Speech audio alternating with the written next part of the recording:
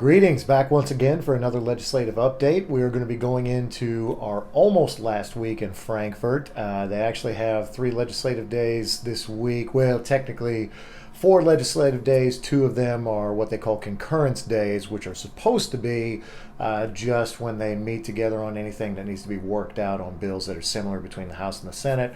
But they'll pretty much still go through pretty regular legislative days this Monday through Thursday. They'll go into the veto period shortly after that and then come back for 2 more days at the end of the month, which will wrap everything up. So, what happened this last week when it comes to our bills, and what can we be looking forward to this week? So, we'll start with House Bill 157. That is the USAR bill. That made it over to the Senate side, went into a Senate committee. It did pass out of that Senate committee. There were a couple of objections, and really it didn't come down to what's in the bill right now, but what the future of that bill looks like, and that is money. They're concerned with how to pay for it. Well, and actually there's one legislator that thinks that we have too many emergency services right now as it is. I don't know where he's coming from with that, but yeah, he said there's too much and this is something extra. I don't think he quite grasped that these are just a different discipline within a group that's already out there. But anyway, it is going to the Senate floor. What the concerns that we had on that dealt with a couple of things, the bits of the language, workers' comp stuff, discipline stuff that was a bit vague. There's nothing in there that's really damning to us, but you always like to have something a little bit clear. But we've got assurances not only from the emergency management director, who that's where this will be housed, as well as the legislator, that when we get into the administrative regs, so a law passes. And then they have to come up with administrative regulations on how it's going to be implemented. So we have been invited to be a part of that to make sure that all of our concerns are addressed in those administrative regulations. And of course, they're going to have to come back next year anyway with a funding mechanism during a budget cycle. So we'll be included in that to make sure that we get this thing done. So that will go to the Senate floor. Should be interesting to see some of those people that were concerned about money and everything, how they fight it there, but we shall see. House Bill 506, that was the drop to the plop. That has passed out of the House unanimously. It will now go to the Senate to get passed there. Senate Bill 7. So Senate Bill 7, if you remember when we had the call to action on House Bill 364, that would have made it illegal to do dues deduction. They ended up carving us out. Obviously, we wanted the bill just to go away because I think it's wrong to do it to anybody, but they made sure that it did not impact any CERS employees. So, and just so you're aware, that did pass. Actually, no, that has not passed on the House floor yet. So there's still some hopes that maybe House Bill 364 won't even make it all the way through. But we were carved out. It will not impact any firefighters. Senate Bill 7 is a similar bill on the other side. The only thing that it does, though, is it made PAC dues, made it illegal to do any type of PAC dues through payroll deduction. There was a floor amendment that was added on to that would have only allowed the most minimal dues deduction through payroll deduction. It really would have impacted, like I know in Louisville, we have additional above-the-line things for our athletic fund, for our goodwill fund, for muscular dystrophy, for people to do investments. It would have made all of that illegal. We were able to kill that amendment. However, the bill itself, Senate Bill 7, did pass through. It now goes over to the House. It has not been assigned to a committee yet, so there is still an outside chance, because we're getting to the last several days, that maybe it doesn't make it all the way through. But we'll be watching it. We are opposed to that.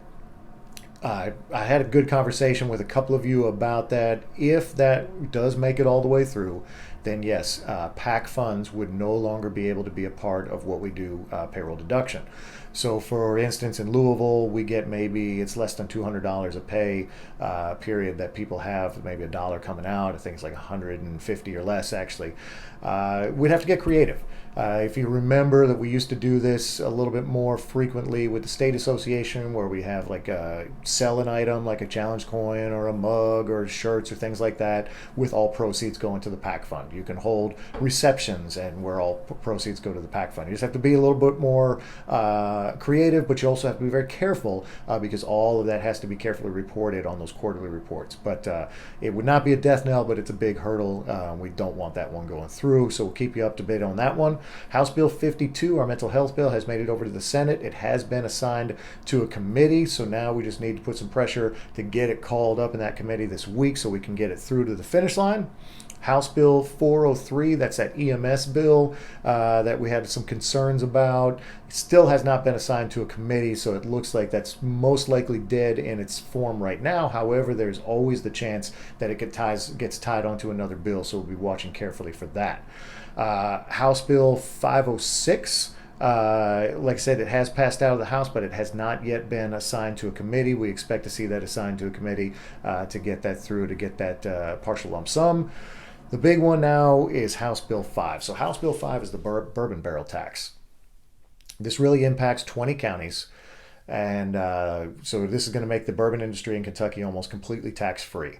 This is the last tax that they really actually pay. There is another tax that they pay, but they end up getting, there's like a circular refund that they get rebates. So they're not paying any other taxes except the storage on distilled spirits, the bourbon barrel tax. There is a committee sub that's gone through. House Bill 5 will be called up tomorrow. There is a committee sub that's gone through that is exempting Chapter 75s, but it's really vague language about whether it's stating that Chapter 75s can continue to bill that 10 cents on 100 and get that through the bourbon barrel tax, or are they saying that you can only bill for service?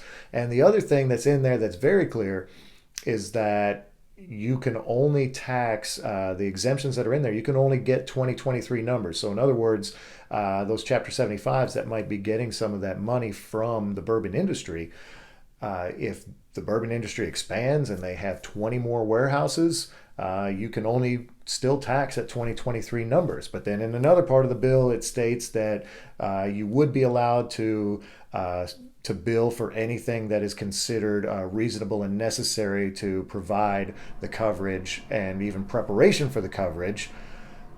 But again, what happens if you submit this bill to that distillery and they decide not to pay it and they fight it? How in the world is a Chapter 75 going to be able to enter into a legal battle against a multi-billion-dollar bourbon industry? It's just not going to work out. So we're looking at that one in A&R tomorrow. There should have been, I know that the KFA is putting out a call to action on that. So we'll see how that goes down in House A&R tomorrow afternoon. In the meantime, keep an eye out. We're going to keep fighting these fights, and we'll let you know how it goes for the rest of the week. If there's anything that you need from us, myself, Joe, or Kevin, call or text or email anytime, and we'll try to take care of you. But keep your eyes open, keep your ears open for any other calls to action that are going to happen this week as we're coming to a close. We'll see you. Stay safe out there.